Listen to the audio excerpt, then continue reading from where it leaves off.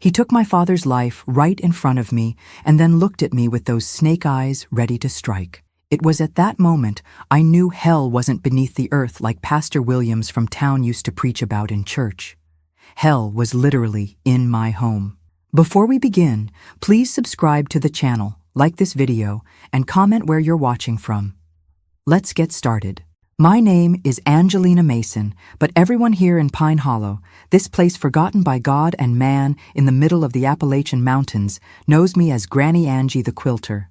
I'm 81 years old, my fingers twisted from arthritis after making so many quilts that I sell at the county fair, and my memory sharper than a butcher's knife. Those who see me today, sitting in my rocking chair on the porch of my colorful little house, handing out candies to the neighborhood grandchildren, can't imagine the story of pain and resilience I've carried with me for nearly 70 years. I was born in 1944, in a poorly constructed wooden house in Creekside, a place so isolated that when it rained hard, we'd be stranded for days, with the creek overflowing and washing away everything in its path. It was a simple house, with a dirt floor, a wood stove always burning, and a crystal-clear spring that ran behind our property. We didn't have much, but my father, Andrew, always said, "As long as there's beans in the pot and a roof over our heads, we're already rich." My father worked as a logger. He'd leave before sunrise, with a machete on his belt and a straw hat on his head, and return after nightfall, carrying timber on his back that he sold to the middleman. It was hard and dangerous work, facing snakes, mountain lions, and sometimes the law, since he didn't always have a permit to cut timber from the forest. But he was honest in his own way, always bringing food to the table and never letting me or my brother Jude, who was 7 years older than me, go without the basics. "Look what I brought you, Angelina." He would sometimes arrive with a colorful ribbon for my hair or a piece of candy wrapped in bread paper. Small joys that made my eyes sparkle in that simple childhood. My mother, Abigail, worked as a seamstress. At first, she only served the neighbors, mending here, adjusting clothes there. But she became known for her careful work and soon started receiving orders even from people in town. That's when the opportunity came to work in a garment factory in Oak Ridge, a neighboring town almost 2 days' journey away on the dirt roads of that time. She hesitated at first, didn't want to leave us alone, but the pay was 3 times what she could make doing sewing at home. "It's just for a while," she would tell me, as she packed her bundle of clothes for the trip. "Soon, I'll save up some good money and come back to stay with you. And who knows, maybe I can even buy a new sewing machine."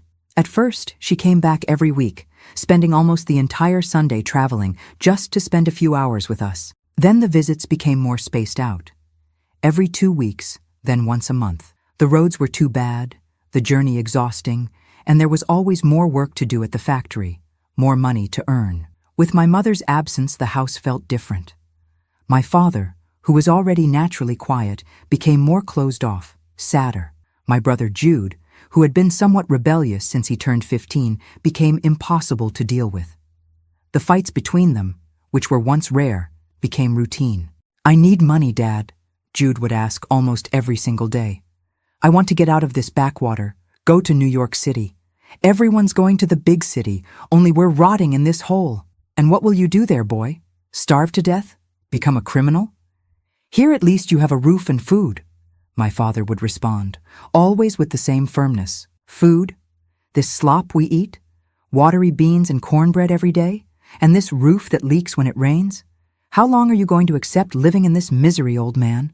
My brother's words cut deeply into my father's heart.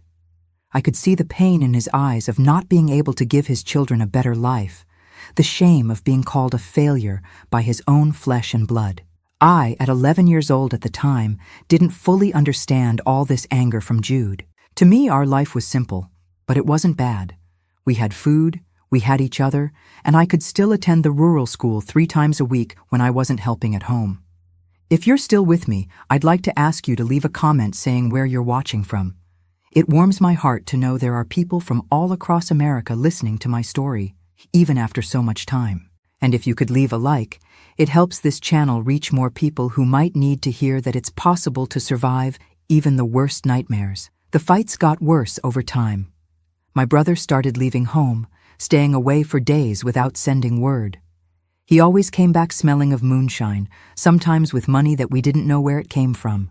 New clothes, a watch, even a battery-powered radio he showed up with one day. My father was suspicious, asked questions, and there were more fights. "Where did you get this, Jude? Are you stealing?" "None of your business, old man. At least I'm making my way, not like you accepting this life of misery." Once I caught my brother going through my father's mattress, where he kept the money from selling timber. When he saw me at the door, he came at me with a fury I had never seen before. "If you open that little mouth of yours, I'll end you, understand? Don't even think about telling Dad." I was so scared that I didn't say anything. Days later, when my father went to get the money to buy supplies at Mr. Joseph's store, he discovered that half of what he had saved was gone. It was the biggest fight of all. "It was you, wasn't it? You took the money, you thief!" my father shouted, holding Jude by the shirt. "Let go of me, old man. Let go. I didn't take anything of yours." "Liar! Who else could it be? Angelina is a child, and only the three of us live in this house. It was the money to buy food for the month, you ungrateful son." I thought they were going to kill each other right there. My father, always so calm, seemed possessed by a rage I had never seen. My brother, cornered, denied everything, but his eyes told a different story. I stood paralyzed in a corner of the kitchen, not knowing what to do, until my father finally released Jude and stormed out, slamming the door, probably to avoid doing something worse. That night, when my father returned, he was calmer. He sat with me on the edge of the bed before I went to sleep, as he used to do when I was younger, and said something I'll never forget. "Angelina, my daughter, some people are born with a good heart, and some people are born with a heart full of darkness. No matter what we do, we can't change what's already in there. Your brother, he's had this darkness since he was little. I've tried everything, but I can't reach him. Promise me you'll always stay on the side of light, daughter? That you'll never let the world's evil harden your heart?" I promised, without really understanding what he meant. Only much later would I understand the weight of those words. How much my father already knew that something terrible was forming inside our home. The situation worsened when my mother sent a letter saying she would stay a few more months without coming home. The factory had increased production, they were paying overtime, and she wanted to save more money before returning. She sent some money with the letter and some new clothes she had made for me. My father was devastated but didn't show it. He just put the money under the mattress, along with the rest of his savings, and continued his routine. Jude, on the other hand, exploded when he found out. "See? Even she can't stand this miserable life anymore. She'd rather stay away from us than come back to this dump. Respect your mother, boy. She's working herself to death for you, to give you a better future." "Future? What future is there here, Dad? Tell me. Will I end up like you, carrying timber on my back until my body can't take it anymore, living in a shack that doesn't even have an indoor bathroom?" The fight was so bad that Jude disappeared for almost a week. When he returned, he was different. Calmer, almost friendly. He even helped my father with some chores around the house, fixed the leaking roof, things he never did before. My father was suspicious of this sudden change, but preferred to believe that perhaps his son was finally maturing. "See, Angelina? People can change," he told me one night, as we ate rice with beans and a squash he had planted in the yard. "Your brother is showing that he can be different." Little did he know that this calm was just the prelude to the biggest storm our family would face. Jude hadn't changed. He was just waiting for the right moment, like those mountain lions my father said would stay quiet in the brush, watching their prey, choosing the exact moment to pounce. And when the pounce came, it forever destroyed the girl I was. The girl who still believed the world could be a good place, that people could change, that tomorrow would be better than today. All of this died on a night of heavy rain, when the thunder drowned out my father's screams and his blood forever stained the dirt floor of our kitchen. But this part of the story, my dears, is what a human would never imagine could be possible. If you've stayed with me this far, hold on to my wrinkled hand as I take you through the darkest corners of my memory. Those that I tried to forget for so many years, but that remain here, etched into my soul like scars that not even time can erase. It had been 3 days since my mother had sent word that she would only return after another month. 3 days that my father had been walking with his head down, working even harder, leaving even before the rooster crowed, and returning when night had swallowed even the last ray of sun. 3 days that my brother Jude had been mysteriously calm, even helping around the house, something he never did. That night, the rain was falling so hard it seemed like it wanted to wash our little house away. The drops hit the tin roof, making a deafening noise. The lightning cut through the sky, illuminating the kitchen for seconds, and the thunder shook the walls as if they were made of paper. Nights like this were common in Pine Hollow, but this one had something different, a heaviness in the air that even I, at 11 years old, could feel. My father had come home earlier from work because of the storm. He was sitting at the kitchen table, illuminated by the weak light of the lantern, counting the dollar bills he had gotten from selling timber that week. It wasn't much, but along with what he had saved, it was enough to buy supplies for the month and even save a little. "Look here, Angelina." He showed me some coins, placing them in my small hand. "This is for you, to buy that new notebook you needed for school." I smiled, feeling the cold metal in the palm of my hand, thinking about the hardcover notebook I had seen at Mr. Joseph's store. It was so beautiful, with a flower design on the front. It would be the first new notebook I would have, not one of those reused ones that the teacher arranged for the poorer children. It was at that moment that Jude entered the kitchen. He had a strange look, kind of glazed over, and smelled of moonshine even though he was sober enough to walk without stumbling. "Counting money, Dad? How much do you have there?" he asked, pulling up a chair and sitting across from my father. "None of your business, Jude. Go to bed, it's late." "None of my business? Then whose is it? I'm your son, I have a right to know." My father sighed deeply, putting the bills in the pocket of his worn shirt. "There's enough for us not to go hungry this month, and to buy school supplies for your sister." Jude laughed, a dry laugh, without joy. "School supplies? What for? So she can end up like us? Stuck in this backwater? The only one who saved herself was Mom, who had the courage to leave." "Your mother didn't leave, boy. She's working, sending money to help us. It's different. It's no different. She doesn't come back because she can't stand this miserable life anymore, and I can't stand it anymore either." My father stood up from the chair, his eyes flashing with contained anger. "Then you leave too. You're grown up. You can very well try your luck somewhere else. Just don't think you're taking the money I sweated to earn." That's when I saw my brother pull something from his belt.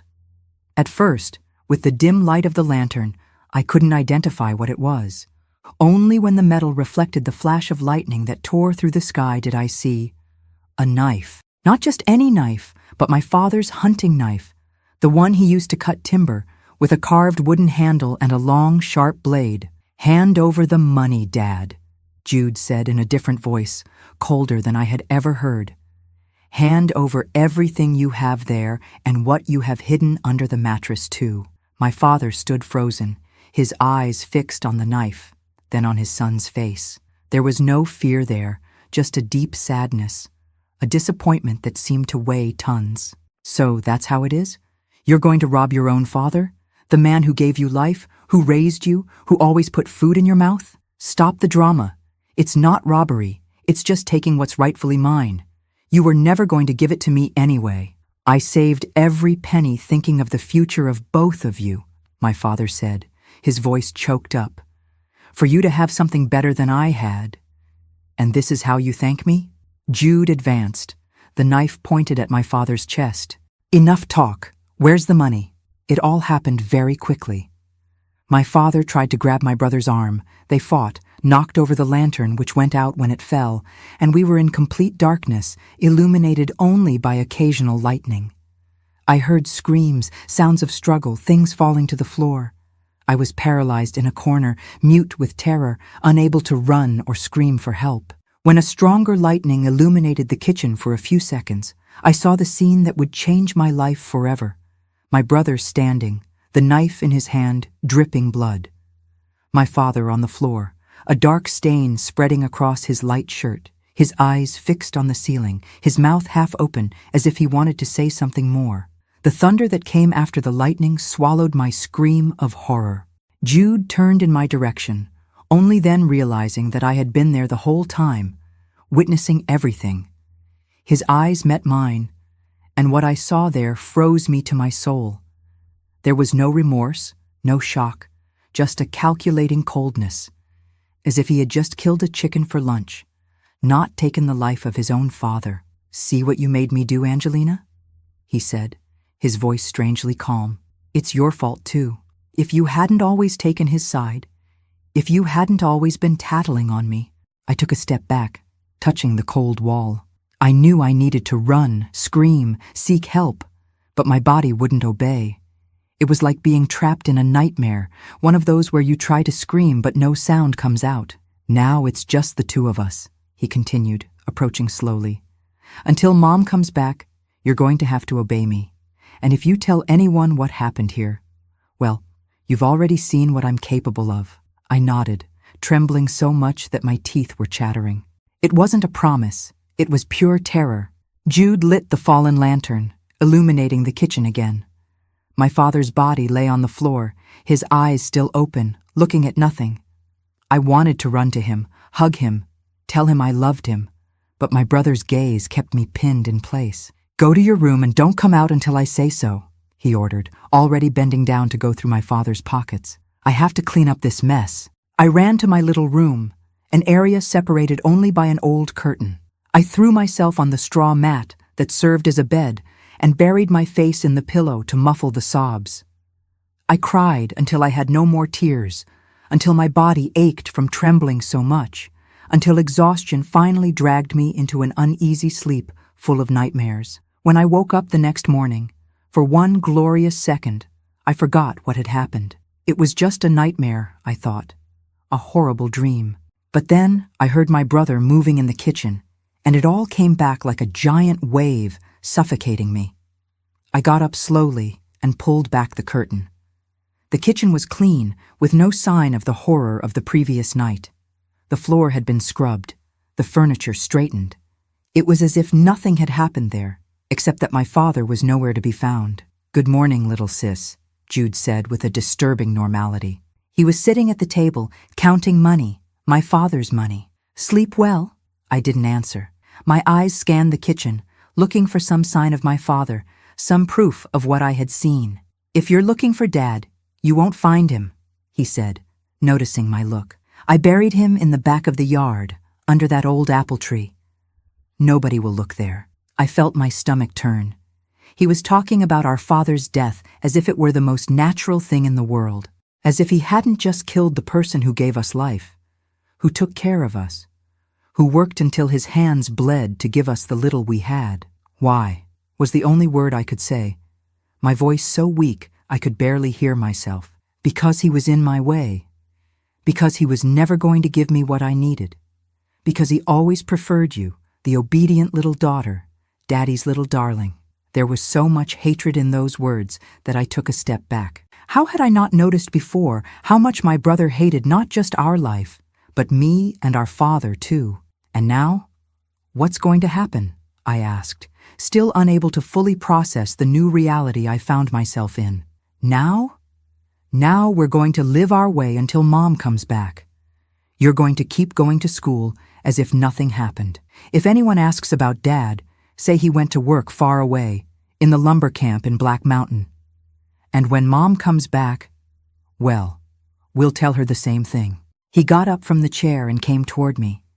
Instinctively, I backed away until I felt the cold wall against my back. "And remember, Angelina," he said, gripping my chin firmly, forcing me to look into his eyes.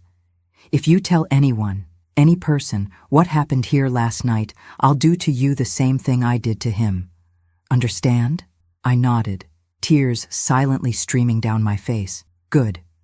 Now clean that face and go fetch water from the spring. Life goes on." Life went on, yes, but it was no longer life. It was survival in the crudest sense of the word.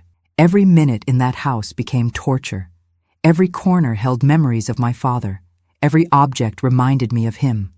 And every look from my brother reminded me that I was alone with a murderer. If you're still with me on this painful journey through my past, I'd like to thank you from the bottom of my heart. Sharing this story after so many years still hurts, but it also lifts an enormous weight. Each of your comments gives me strength to continue. And if you can leave your like, it helps this channel reach more people who might need to hear that, Even in the darkest moments, it's still possible to find a way back to the light. In the days that followed, I tried to maintain an appearance of normality. I went to school, came back, did the housework. When the neighbors asked about my father, I repeated the lie that Jude had created. He went to work at a lumber camp in Black Mountain. He'll be gone for a few months. Inside, I was dying a little each day. At night, lying on my mat, I cried silently, clutching my father's old shirt that I had hidden under my pillow. During the day, I avoided being near my brother as much as possible, but in a house as small as ours, it was almost impossible. Jude started drinking more, staying at home more. He used my father's money to buy moonshine, to bet on card games in town. Sometimes he'd come back bringing strange gifts for me. A hair ribbon, a small mirror, things I didn't even want to touch, knowing where the money to buy them came from. As the days passed, I noticed his look toward me was changing. It was no longer just the look of threat, of control. It was something different, something that made me feel dirty just being in the same room as him, something that made my stomach turn and my heart race with fear. A part of me knew what was coming, and that part was already thinking about how I could defend myself when the moment came. Because I knew, deep in my soul, that the worst was yet to come. It was on a Thursday, almost 2 weeks after my father's death, that my worst nightmare began to become reality. I had returned from school earlier because the teacher needed to go to town to resolve some problems. The day was hot, muggy, announcing a storm for later. When I arrived home, I found Jude sitting at the kitchen table, 3 empty bottles of moonshine beside him, his eyes red and a smile that chilled my soul. "You came home early today, little sister," he said, his voice slurred by drink. "Come here, sit close to your brother." "I need to wash clothes at the spring," I replied, trying to escape. "It's piling up." "The clothes can wait. Come here." There was something in his tone that left no room for discussion. Slowly I approached, keeping a safe distance, holding tightly to the strap of the cloth bag where I carried my notebooks. "You know, Angelina," he began, examining me in a way that made my whole body tremble with revulsion. "You're starting to look like Mom. The same eyes, the same way of walking." I took a step back, my heart beating so hard I thought it would explode. I knew that look. It was the same one I saw in older men when they looked at girls who already had the bodies of women, even though they were only 13, 14 years old. "You're my brother," I said, my voice weak with fear. "Stop it." He laughed, a laugh that had nothing of joy in it. "So what? In this house, the rules are mine now. Your father's not here anymore to protect you. Your mother's far away. Who's going to stop me?" At that moment, I did the only thing I could. I ran. I ran out of the house as if the devil himself was after me, into the woods, to anywhere that was away from him. I heard his shouts calling me, then the sound of him stumbling and falling, probably too dizzy from the drink to catch me. I stayed hidden in the woods for hours, trembling with fear, imagining what would happen when I needed to return. The rain that had been threatening finally came, strong, merciless, soaking me to the bone. Even so, I preferred to stay there, under the water, than to return to that house that was once my home and had now become my prison. I only returned when it was completely dark, hoping that Jude had drunk so much that he would be passed out. Luckily, that's what I found, him fallen on the bed, snoring loudly, stinking of moonshine and sour sweat. I locked myself in my little room, pushing a heavy chest against the curtain that separated us, knowing that it wouldn't really protect me, but giving me a false sense of security. That night, I didn't sleep. I lay looking at the thatched ceiling, thinking about how to escape, how to survive. I thought about my mother, who was supposed to return in a few weeks if the letter she sent was correct. Could I hold out until then? And even if I did, would she believe me when I told her what Jude had done to our father? Or would she take his side, as he had always been her favorite? The next morning, Jude woke up with a terrible hangover, vomiting in the yard, cursing the world. I took the opportunity to escape early, before he even noticed I was leaving, and went to school. There at least I felt safe, away from his clutches. It was at school, sitting in a corner of the yard eating lunch, that I began to formulate a plan. I couldn't continue living like that, waiting each day for the worst to happen. I needed to defend myself. I needed to do something. "Is everything all right, Angelina?" Mrs. Aurora, the teacher, asked me, noticing my silence, the dark circles under my eyes, the way I startled at any loud noise. Yes, teacher. I just miss my father, I replied, the lie coming easily after being repeated so many times. That's normal, dear. Working far away isn't easy for anyone. But he'll be back soon, won't he? I nodded, swallowing my tears. If she only knew the truth. If I could tell. But the fear was greater. The fear that no one would believe me. The fear of what Jude would do to me if he found out I had opened my mouth. I returned home as late as I could, taking the longest path, stopping to pick some wild berries, looking for any excuse not to arrive. When I finally had no more ways to delay, I entered slowly, expecting the worst. Jude was strangely calm. He had even made food, rice with beans that were half raw, but still food. Angelina, he said when he saw me enter, come eat. I made dinner for us. I was suspicious of this sudden kindness, but I was so hungry that I sat down and ate in silence, always keeping my eyes on the plate, avoiding meeting his gaze. Sorry about yesterday, he said after a while. I was drunk, talked nonsense. You're my little sister, I shouldn't have said those things. I wanted to believe it. For a brief second, I wanted to believe that the Jude from before, the brother who played with me when I was little, who carried me on his shoulders through the forest trails, was back. But I had seen enough to know that words meant nothing to him. Okay, I replied, still not looking at him. I'm going to bed. I'm tired. In the days that followed, Jude maintained this false kindness. He made food, asked how school had been, even fixed the roof that was leaking. But I noticed the small things.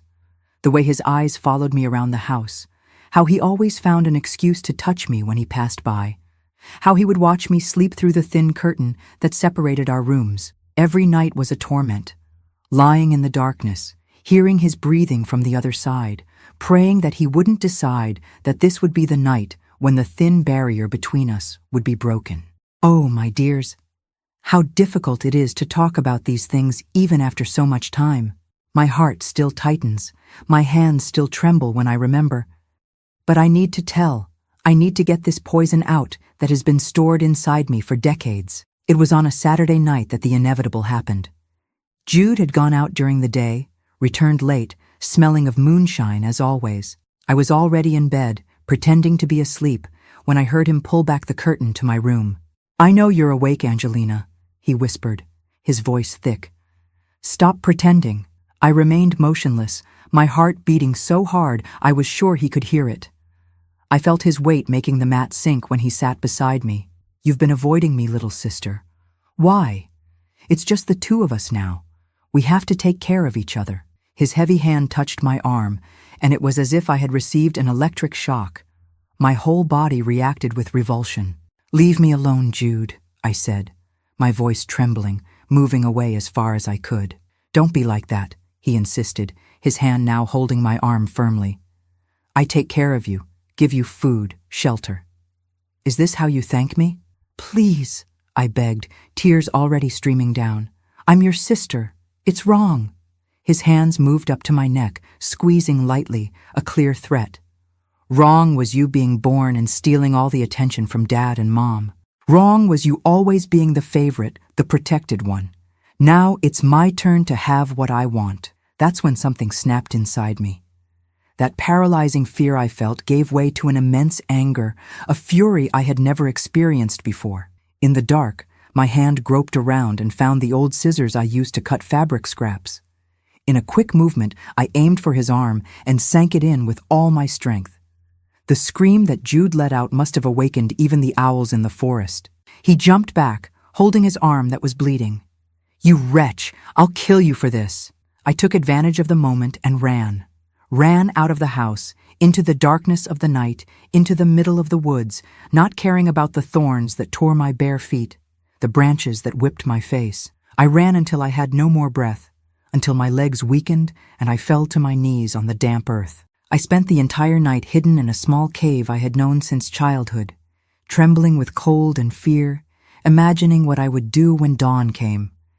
I couldn't go back home, that was certain. Jude would kill me after what I did. I couldn't go to the village.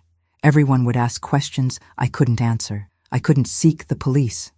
In my child's mind, I thought I would be blamed for my father's death, since I had done nothing to prevent it. It was there, in that dark cave, hungry and cold, that I made the most difficult decision of my life. I would run away, leave everything behind, and try to reach my mother in Oak Ridge. I had no idea how I would do this, but anything was better than going back to that house. When the sun rose, I left my hiding place and went to the main road, determined to follow in the direction I thought was to Oak Ridge. I walked all day, my feet bleeding, my stomach growling with hunger, stopping only to drink water from the streams and eat some wild berries that I recognized as safe. At the end of the day, exhausted, I took shelter in an abandoned shed in the middle of the woods. I was so tired that I fell asleep immediately, lying on the hard floor, using my arm as a pillow. I woke up to the sound of footsteps. My heart almost stopped when I saw the silhouette in the door. It was a man. For a terrifying second, I thought Jude had found me. But when he spoke, I realized it was a different voice. "Girl, what are you doing here alone?" It was Mr. Theodore, an old trapper who sometimes passed by our house to sell furs to my father. He recognized me immediately. "Angelina? Andrew's daughter? What happened to you, child? You're all scratched up." I wanted to tell everything. About my father, about my brother, about the horror I had lived through in the last few weeks. But the words wouldn't come out. Fear still dominated me. "I got lost," was all I could say. "I was looking for the way to Oak Ridge, where my mother is working." Mr. Theodore looked at me suspiciously but didn't ask more questions. "You're going in the wrong direction, girl. Oak Ridge is the other way. Come, I'll take you to the road that goes there. There's a wagon that passes carrying merchandise. Maybe you can get a ride." I followed the old man in silence, grateful for the help, but still trembling with fear, constantly looking behind me, expecting to see Jude emerging from the woods at any moment. We reached the main road when the sun was already high. Mr. Theodore left me there with a piece of bread he took from his own lunch bag. "Stay here, girl. Soon someone will pass going to town. But are you sure you don't want to go back home? Your father must be worried."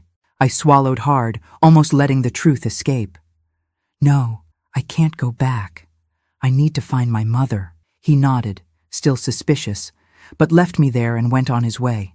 I sat by the side of the road for hours, watching the sparse traffic, gathering courage to ask for a ride from the first vehicle that passed. That's when I heard the sound of horse hooves approaching. I stood up hopefully, imagining it could be someone I knew who could help me. But when the rider got closer, my blood froze. Mounted on a bay horse, with an improvised bandage on his arm and eyes injected with hatred, was Jude. "Found you, little sister," he said, dismounting and coming toward me. "Did you really think you could run away from me? Those of you who are still listening to me, imagine the terror I felt at that moment. I was exhausted, hurt, without the strength to run again. Jude grabbed me by the arm violently, dragging me to the horse. "We're going home. We have unfinished business, you and I." That's when I realized this could be my last chance. If I went back home with him, I probably wouldn't live to tell the story. In that desperate moment, I made a decision that would change the course of my life forever. "We're going home. We have unfinished business, you and I." Jude's words still echoed in my head as he dragged me toward the horse. My legs were trembling. My heart seemed to want to jump out of my mouth. At that moment, something inside me awakened, a strength I didn't know I had, born of the purest desperation. While he was turning to mount the horse, while still holding my arm, my free hand found a large rock on the ground. Without thinking twice, I raised it and hit him with all my strength on the head. The sound was horrible, like a green coconut cracking. Jude staggered, released me, and fell to his knees, his hand on his head where blood was already beginning to flow. "You wretch," he mumbled, trying to get up, but falling again. I didn't wait to see what would happen next. I mounted his horse with an agility I didn't know I had and galloped away, not looking back, not caring if I had killed my brother or just wounded him. At that moment, I was only thinking about escaping, about surviving. I rode for hours, following the main road, praying I was on the right path to Oak Ridge. The horse, a gentle animal accustomed to Jude, obeyed my basic commands. When night fell, I stopped in a small clearing away from the road. I was afraid to continue in the dark, to get lost. and I also needed to rest. I tied the horse to a tree, gave it water from a nearby stream, and huddled under a large tree, shivering with cold and fear. I couldn't sleep. Every sound from the forest startled me. Every shadow seemed to be Jude coming to find me. And more than the fear of him, I was tormented by the doubt. Had I killed my own brother? Was I now a murderer, just like him? When the first ray of sunlight pierced through the leaves of the trees, I got up, sore, and mounted again. I needed to continue. I needed to find my mother before Jude found me, if he was still alive. Around noon, I spotted the first houses of a village I didn't know. I stopped at a general store and asked the owner, a fat man with a thick mustache, if I was on the right path to Oak Ridge. "Yes, girl. Follow this road for about 12 more miles and you'll get there. But what's a child like you doing alone in these parts? And that horse there, whose is it?" "It's my father's," I lied, my heart racing. "He sent me to fetch my mother, who works at the garment factory in Oak Ridge. He's sick." The man looked at me suspiciously but nodded. "Want some water? You look like you haven't had a drink or eaten in days." I accepted the water and a piece of bread with sausage that he offered, devouring it in seconds. Only then did I realize how hungry I was. I thanked him and continued my journey, now certain I was on the right path. In the afternoon, when the sun was already beginning to set, I caught sight of the first brick houses of Oak Ridge. It was a small town, but to me, accustomed to Pine Hollow, it seemed enormous. Streets paved with cobblestones, some shops, a large church in the central square. I was amazed and, at the same time, terrified. How would I find my mother in this place? I stopped again at a general store and asked where the garment factory was. The owner, an old man with white hair, pointed the way. At the end of the main street, a large warehouse with a blue sign. "You can't miss it." I followed the directions, my heart in my throat. When I finally spotted the warehouse with the sign St. Rita's Garments, I dismounted from the horse and tied it to a nearby post. My legs could barely support me when I entered through the front door. A bell rang when I opened the door. A young woman came to attend to me, frowning when she saw my condition, dirty, hurt, with torn clothes. "Can I help you?" she asked, suspicious. "I'm looking for my mother, Abigail Mason. She works here." The woman's face lit up with a smile. "Oh, Ms. Abby, of course she's in the back. Want me to call her?" I nodded, unable to speak more. The emotion of being so close to my mother after all I had been through left me speechless. The woman disappeared through a door in the back, and a few seconds later, I heard the voice I most wanted to hear in the entire world. "Angelina? My daughter?" And there she was, my mother. Thinner than I remembered, with dark circles under her eyes, but still the most beautiful person I had ever seen. I ran into her arms and burst into tears, sobbing so hard it seemed I would break in two. "What happened, sweetie? Why are you like this, all hurt? Where are your father and your brother?" It was time. Time to tell everything, to pour out all that horror I had lived through in the last few weeks. But the words wouldn't come out. How could I tell my mother that her eldest son had killed her husband, that he had tried to abuse his own sister, that I might have killed my brother with a blow to the head? "Calm down, sweetheart," she said, hugging me tighter. "Let's go to the house where I'm staying. There you can tell me everything." The house was a small room in the back of the factory, with a single bed, a small stove, and a tiny bathroom. Even so, it seemed like a palace compared to the horror I had left behind. Mom heated water, bathed me as she used to do when I was little, took care of my wounds, gave me hot food. Only afterward, sitting on the edge of the bed, did she hold my hands and ask, "Now tell me, honey." Everything. And I told her. With a voice broken by sobs, I told about the increasingly worse fights between my father and Jude. I told about the night of the storm, about the knife, about my father's blood staining the kitchen floor. I told about the days of terror alone with my brother, about his threats, about the night he tried to touch me. I told about my escape, about the rock, about my desperate journey to find her. When I finished, my mother was as pale as a ghost, her hands trembling, tears silently streaming down her face, marked by hard work. "My God," she whispered, hugging me tightly. "My God, what have I done? What have I done leaving you alone with him?" She had always known that Jude was troubled, violent at times, but she never imagined he could go so far. The guilt I saw in her eyes was almost unbearable. "It's not your fault, Mom," I said, holding her hands. "You didn't know. Nobody knew." That night, I slept, hugging my mother in the narrow bed, physically and emotionally exhausted, but for the first time in weeks, feeling safe. The nightmare was over, or at least, that's what I thought. The next morning, loud knocks on the door woke us up. Mom opened it and came face to face with two men. One was the town sheriff, the other a deputy. Behind them, pale and with his head bandaged, was Jude. "Mrs. Mason," the sheriff said, removing his hat. "Your son here has made a serious accusation. He says your daughter stole his horse and tried to kill him with a rock." My world collapsed again. Jude had found me, and worse, he had arrived before me, crafting his version of the story. "Sheriff," my mother spoke with a firmness I didn't imagine she had. "My daughter arrived here yesterday, and she told me a very different story. She said her brother killed her father, my husband, and then tried to abuse her." The sheriff looked from Jude to me, his brow furrowed. "Those are very serious accusations, ma'am. Do you have any proof?" "I have my daughter's testimony. And if you go to our house in Pine Hollow, you'll find my husband's body buried under the apple tree in the backyard." Jude's face contorted with hatred. "She's lying. That brat is making up stories." "I would never do that." The sheriff raised his hand, asking for silence. "We're all going to the station. This needs to be properly investigated." The hours that followed were the longest of my life. Sitting in a small, stuffy room at the station, I told my story once more, every detail, every horror. The sheriff listened, taking notes, his face impassive. "I'll send men to Pine Hollow," he said when I finished. "If they find the body as you said, your brother will answer for murder.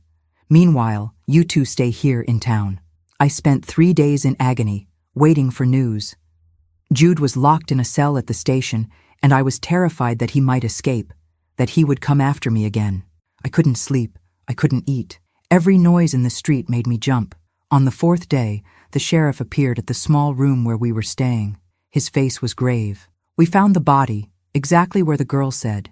It was buried under the apple tree." My mother collapsed in a chair, her hands on her face, sobbing. I stood paralyzed, a mixture of relief and horror. On one hand, they had believed me, Jude would pay for what he did. On the other, the confirmation of my father's death made everything too real, too painful. "What happens now?" my mother asked between sobs. "Your son will be transferred to the county jail in Jefferson, where he'll await trial. He's a minor. He's 16 years old, but for the crime he committed, he'll be tried as an adult. The penalty for first-degree murder can be up to 30 years. 30 years. That number echoed in my head. Jude would be locked up until he was an old man. I should feel avenged, relieved, but what I felt was just an enormous emptiness, a sadness that seemed to have no end. We had lost everything. My father was dead, my brother was going to spend his life in jail, our house in Pine Hollow was now stained with memories too horrible for us to return. In the months that followed, Mom and I tried to rebuild our lives. She continued working at the factory, and I started helping too, learning to sew. We slept together in the small back room, saving every penny to one day rent a little house of our own. Jude's trial happened almost a year later. It was the first time I had seen him since that day at the station. He was thinner, paler, but the hateful look remained the same. When he saw me entering the courtroom, his eyes narrowed, and he muttered something I couldn't hear, but I could read on his lips. "I'll get you one day." Those words chilled my soul. Even with him handcuffed, surrounded by officers, even knowing he would be convicted, the fear I felt was almost paralyzing. That's when I understood that I would never be truly safe as long as he was alive. And it was at that moment, sitting on the hard bench of that courtroom, that I began to plan my true revenge. It wasn't enough that he be imprisoned. It wasn't enough that he pay for his crimes in jail. I wanted him to suffer as he had made me suffer. I wanted him to feel the same fear, the same helplessness, the same despair.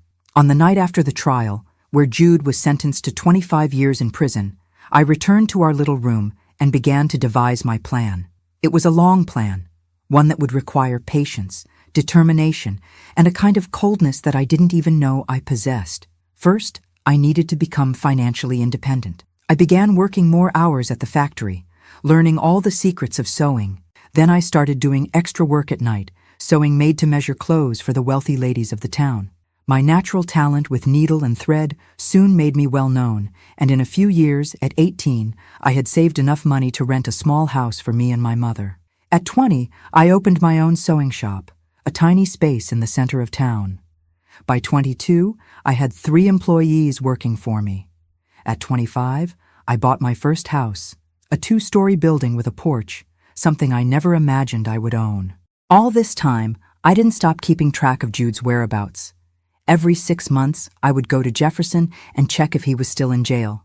I discovered he was a problematic inmate, always getting involved in fights, always in solitary confinement. When I turned 27, I learned that Jude had been transferred to a maximum security prison in Atlanta after trying to kill another inmate. That news should have made me happy.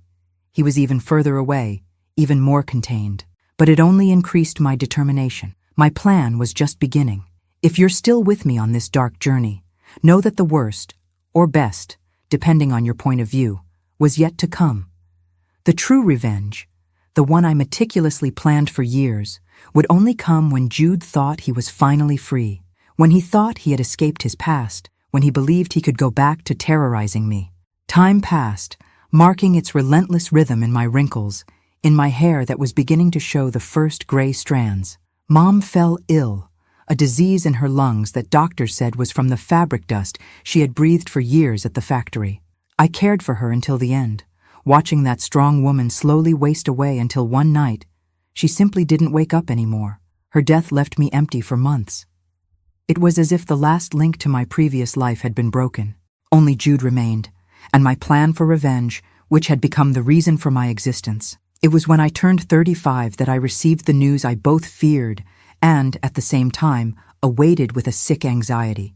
Jude had been granted parole for good behavior after serving just over 20 years of his sentence. My heart raced as I read the official letter. After so many years, he would be free, free to return, free to fulfill the silent promise he had made in the courtroom so many years ago. But I was no longer that frightened 11-year-old girl. I was a successful, respected woman with resources and contacts. And more importantly, I was ready for him. The news of Jude's parole fell like a stone in my stomach. 20 years had passed since that terrible night. But the fear I felt when reading that official letter was as real as the day I first ran away. Only now, everything was different. I was different. Oak Ridge had become my home. From a modest seamstress, I had transformed into the owner of the largest garment business in town, Angelina's Atelier. I had a beautiful house on the main street, respect from the community, and something Jude would never expect: influence. The years of hard work had earned me not only money, but connections with powerful people in the region. The mayor, the sheriff, judges, they all knew and respected me. For 2 decades, besides building my business, I strategically cultivated these friendships. I always knew that one day Jude might get out of prison, and I wanted to be prepared. Every dinner I hosted for authorities, every donation I made to the mayor's campaign, every fancy dress I sewed for free for the sheriff's wife. It was all part of my plan. The letter said that Jude would be released the following week, on a Wednesday. It also informed that, as a condition of his parole, he would need to regularly report to a parole officer and could not leave the state of Georgia. What the letter didn't say, but I knew through my sources, was where he would go after being released. I got this information through the son of the former sheriff of Oak Ridge, who now worked in the state penitentiary system. According to him, Jude had given as his address for parole a cheap boarding house on the outskirts of Jefferson. Apparently, he had made some contacts during his years in prison, people who promised to help him when he got out. I imagined 1,000 different scenarios. Jude could simply start a new life far away, forget the past, never look for me again. But I knew my brother. Hatred was the only thing that sustained him, the only emotion he truly understood. He would come after me sooner or later. The night before his release, I couldn't sleep. I paced around the house, checking the locks on doors and windows, even knowing he wouldn't appear so quickly. I had installed the most modern alarm system, but still, fear was stronger than reason. A week passed without news. Then, too, I almost began to believe that maybe, just maybe, he had decided to leave me in peace. That's when I received the first sign, a letter with no return address. Inside, just a sheet of paper with 5 words written in crooked letters. I haven't forgotten my promise. My blood froze. He knew where I lived. He had found me, even after so many years, even though I had changed so much. I took the letter to the sheriff, a man named Claude who had become my friend over the years. "Angelina, this is serious," he said after reading the threat.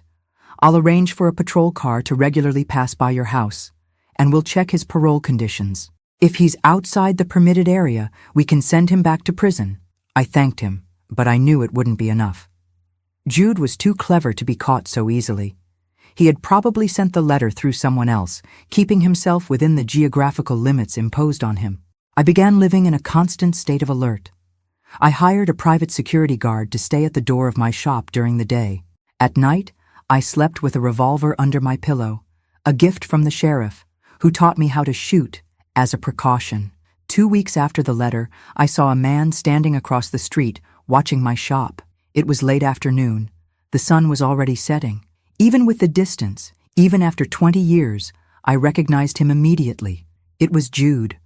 Older, thinner, with hair almost completely white, but still with those same eyes that had haunted my nightmares for decades. He didn't do anything, just stood there, watching me. When he noticed I had seen him, he smiled. A cold, calculating smile that reminded me of the night he killed our father.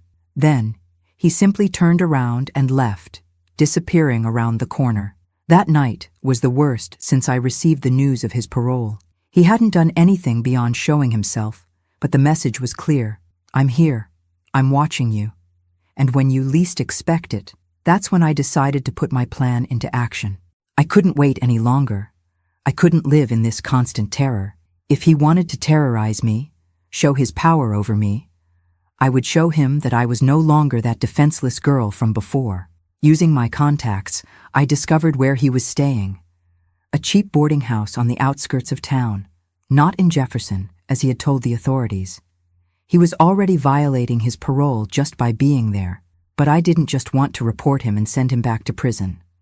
I wanted more. I wanted him to feel the same fear that I had felt during all those years. My revenge began subtly. First, I had him evicted from the boarding house.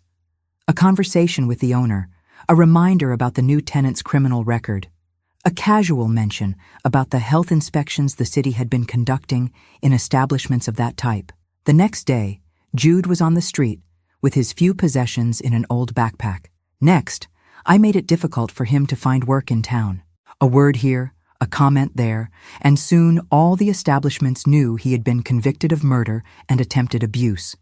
Nobody wanted to hire someone like that, especially in a small town like Oak Ridge. Without a roof, without work, Jude began to get desperate. I watched him from a distance, seeing him waste away, sleeping on park benches, asking for food at restaurant doors. It seemed fair. He had taken everything from me. Now I was taking everything from him. But it wasn't enough. I wanted him to know it was me behind it all. I wanted to see the fear in his eyes when he realized the roles were reversed, that now I had the power. One night, when I saw him sleeping on a bench in the central square, I approached.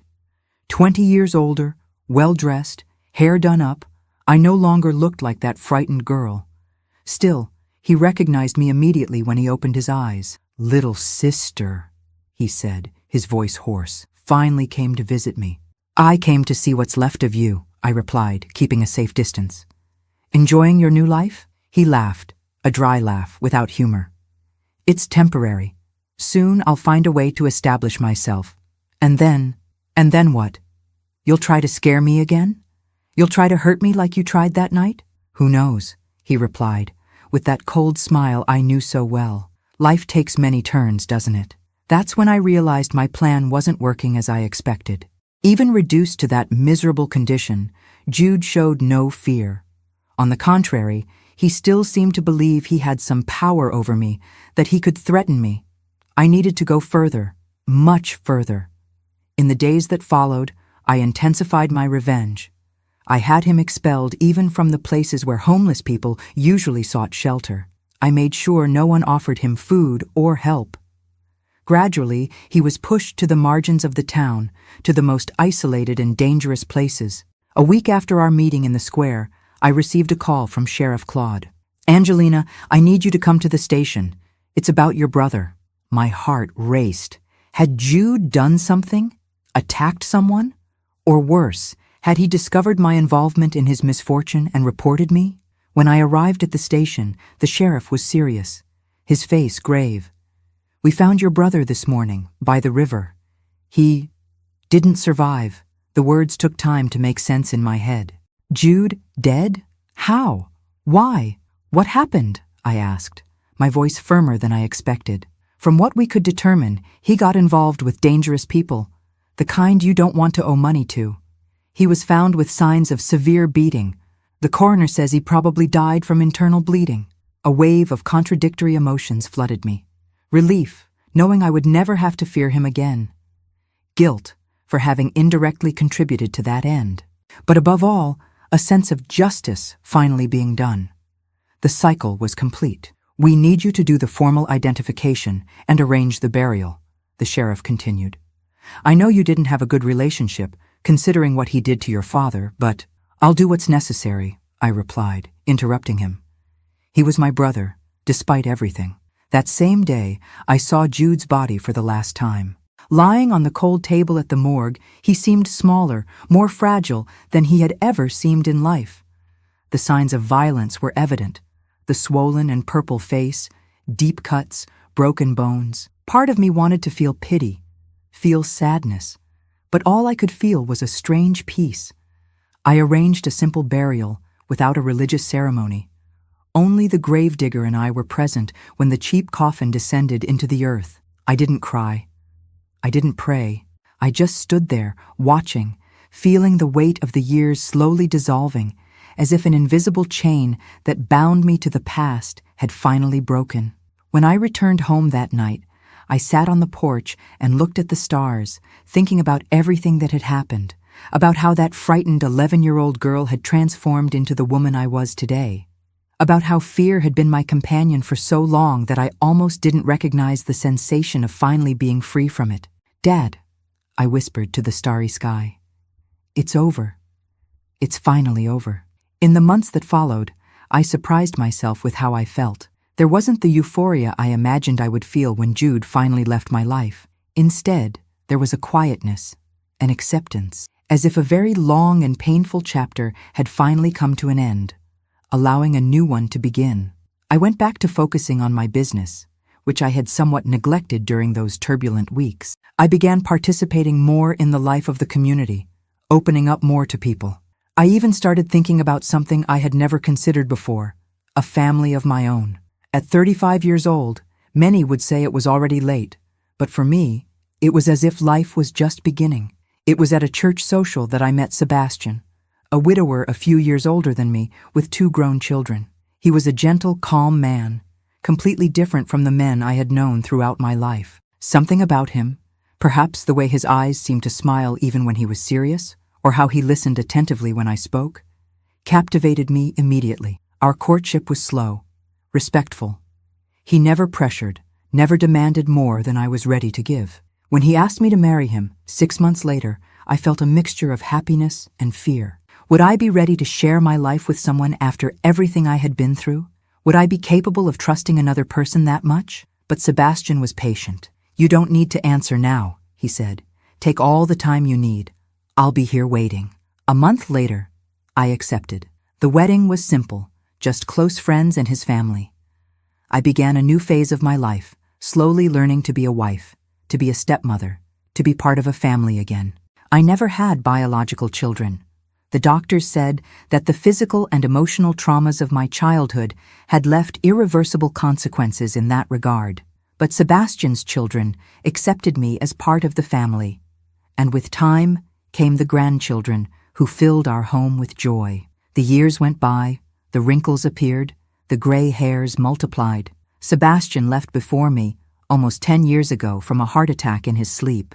It was a painful loss, but different from the excruciating pain I felt when I lost my father. It was a mature pain, a longing that coexisted with gratitude for the years we had together. And now, at 81 years old, sitting in this rocking chair, watching life pass by my window, I think about everything I've lived through. The terror of those days in Pine Hollow, the long journey of reconstruction, the revenge that, in the end, wasn't exactly as I planned, but that brought the closure I so needed. I learned that life rarely follows the paths we plan, that pain can break us or strengthen us depending on what we choose to do with it, that even in the most desperate situations, there is always a way out. There is always a tomorrow. My dears who have accompanied me this far on this painful journey through my past, I thank you from the bottom of my heart for listening to an old lady unburden memories she has carried for so many decades. If this story touched your heart in some way, please leave your like so that others may also know it. If you can, subscribe to the channel to follow other stories of women who, like me, found strength where there seemed to be none. Life isn't always fair, my dears, but it always gives us the chance to rewrite our own story, to find beauty even after the deepest darkness. With love, this old lady who learned that true revenge isn't in causing pain to those who hurt us, but in rebuilding our life so beautiful and full that the past loses its power over us. I'm Granny Angie the Quilter, and I thank you for listening to me. May God bless each one of you, and may there never be a lack of love and protection for our children, who are the world's greatest future.